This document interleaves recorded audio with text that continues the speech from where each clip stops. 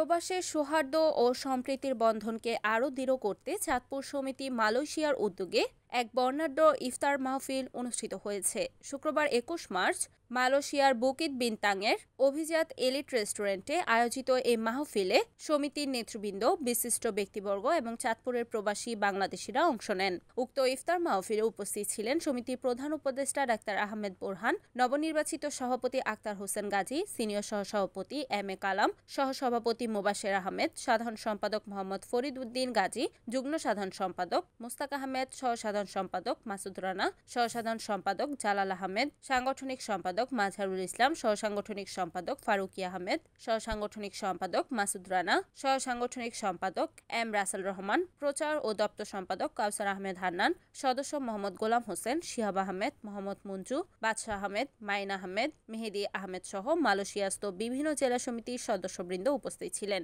উক্ত অনুষ্ঠানে দোয়া ও মোনাজাত পরিচালনা করেন মাওলানা মহিউদ্দিন।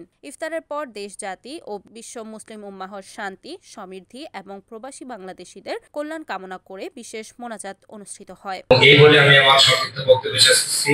বিসমিল্লাহির রহমানির রহিম। আসসালামু আলাইকুম। শুভেচ্ছা। আপনারা সবাই আমাদের ছাত্র সমিতির ইফতারিতে আসছেন, কষ্ট করে সবাইকে অশেষ ধন্যবাদ। এবং এখন আমার এগুলো আমার বক্তব্য শেষ করছি। যদি কোনো কিছুর মধ্যে বক্তব্য হয় তাহলে সবার দৃষ্টিতে দেখবেন। সবাই আপনারা আমাদের একসাথে আমরা সবাই মালয়েশিয়াতে থাকি।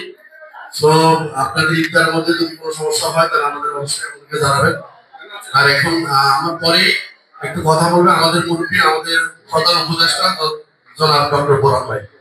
এবং এটা একটা খুব একটা সহজ না, মানে অ্যারেঞ্জ করা। আর দ্বিতীয় কথা, আজকে এমনি ঈদের সময়, ইফতারের সময় খুব ভিড়, তাও কোনো রকমে আমরা হয়তো ম্যানেজ করে আসতে পারছি। যাক, আমরা সবাইকে আপনাদেরকে আমি শুভেচ্ছা জানাচ্ছি এবং আপনারা দোয়া করবেন যেন এই অ্যাসোসিয়েশন ঠিক মতো চলতে পারে। ধন্যবাদ। Report M Rasel Rahman, NEN TV, Malaysia.